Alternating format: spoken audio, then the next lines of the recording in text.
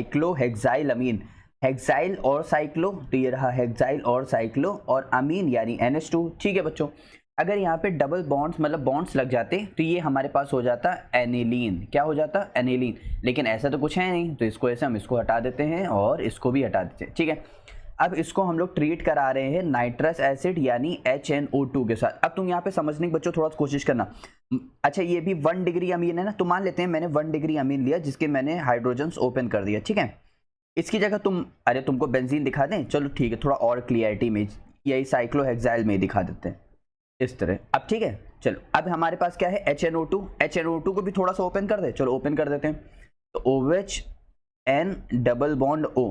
ठीक, अच्छा अब तुमको यहाँ से वाटर इजीली रिमूव होता हुआ बहुत अच्छे से दिख रहा है बच्चों। ठीक है, तो यहाँ से हमारे पास क्या आ जाएगा? वही साइक्लोहेक्साइल हो जाएगा। ठीक है, उसके साथ यहाँ पे हमारे पास लग जाएगा N, जो कि ये लगा हुआ है। फिर इसके साथ N डबल बॉन्ड N लग जाएगा, N डबल बॉन्ड N और OH।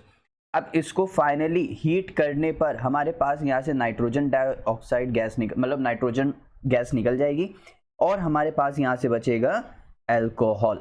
ठीक है, इसका मतलब साइक्लोहेक्साइल अमीन को जब भी हम नाइट्रस एसिड के साथ ट्रीट करा रहे हैं तो हमको क्या मिल रहा है? तो हमको मिल रहा है पी कंपाउंड, जो हमको मिल रहा है वो हमको मिल रहा है OH यानी अल्कोहल। ठीक है, अब उस OH को हम लोग जब भी PCC के साथ ट्रीट कराते हैं, देखो अल्कोहल का जब भी PCC क्या है? एक माइल्ड ऑक्सीडाइजिंग एजेंट, मतलब वीक ऑक्सीडाइजिंग एजेंट।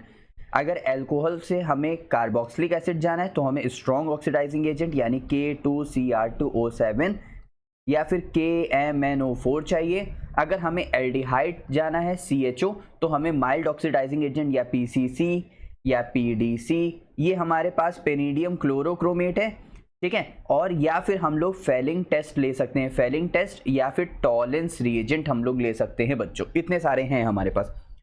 तो OH से हम लोग को जाना है, PCC के साथ ट्रीट करा रहा है तो हमारे पास एल्डिहाइड बनना चाहिए।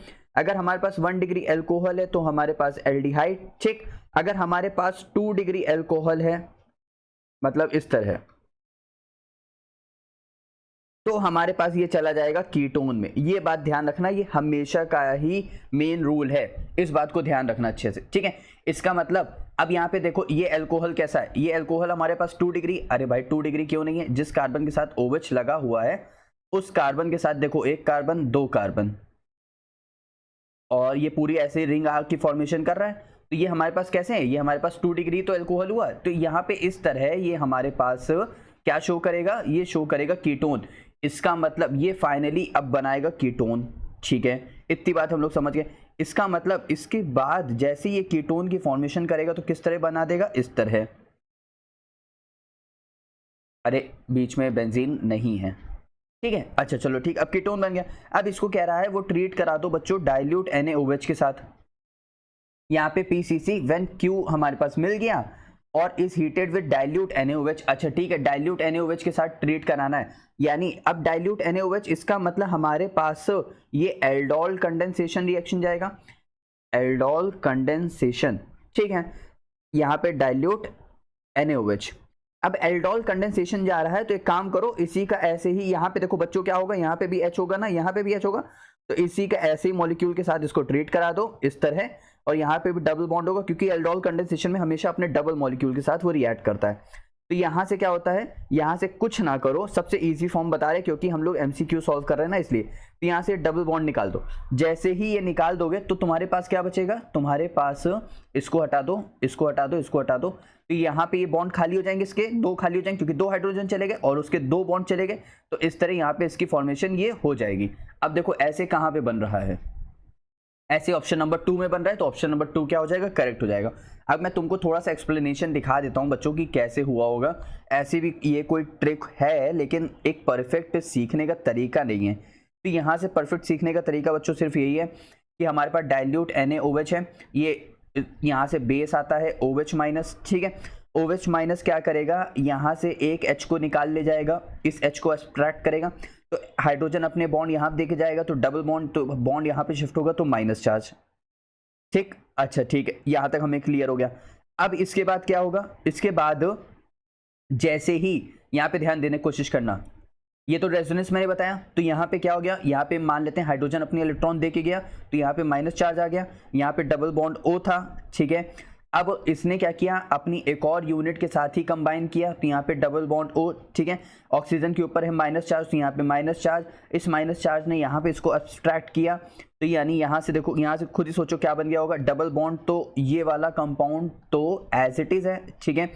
फिर इसके बाद यहाँ पे जो नेगेटिव चार्ज है, इसका मतलब वो यहाँ से यहाँ बॉन्ड बना होगा, ठीक। बॉन्ड कहाँ से बनाया होगा, इस कार्बन से बनाया होगा, इस वाले कार्बन से नहीं बनाया, इस वाले कार्बन से बनाया। तो इसका मतलब यहाँ से हमारे पास इस तरह बॉन्ड है, उसी के साथ ऑक्सीजन लगा हुआ है, उसी के साथ ऑक्सीजन लगा हुआ है, उसी के साथ पूरी रिंग है हमारे पास, ठीक। अच्छा, इतनी बात क्लियर।